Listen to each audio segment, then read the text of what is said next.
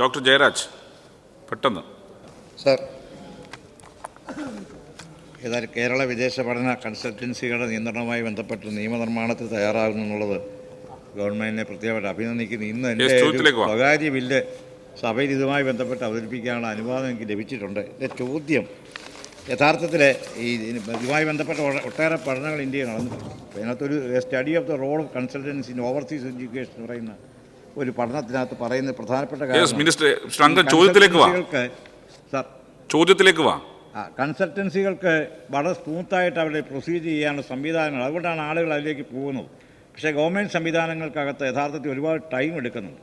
അപ്പോൾ യഥാർത്ഥത്തിൽ ഈ വിദേശ പഠനത്തിന് ആഗ്രഹിക്കുന്ന കുട്ടികൾക്ക് അത് വളരെ പെട്ടെന്ന് തന്നെ പ്രോസസ്സ് ചെയ്ത് കിട്ടാനും കൃത്യമായ ഡെസ്റ്റിനേഷനും കോഴ്സുകളും മനസ്സിലാക്കാനുള്ള സംവിധാനം ഹയർ എഡ്യൂക്കേഷൻ്റെ നേതൃത്വത്തിൽ നടപ്പാക്കാൻ കഴിഞ്ഞാൽ ഈ കൺസൾട്ടൻസികളുടെ പിന്നാലെ പോകുന്നൊരു നടപടിയിൽ നിന്ന് മാറി നിൽക്കുമെന്നുള്ളതാണ് ഈ പഠനം സൂചിപ്പിക്കുന്നത്. ഇക്കാര്യത്തിൽ ഗവൺമെൻറ് നിലപാട് എന്താണെന്ന് അറിയാൻ ആഗ്രഹം. ഒഡാപെക് പോലുള്ള ഗവൺമെൻറ് ഏജൻസികൾ ത്വരിതഗതിയിൽ തന്നെ നടപടികളെല്ലാം സ്വീകരിക്കുന്നുണ്ട്.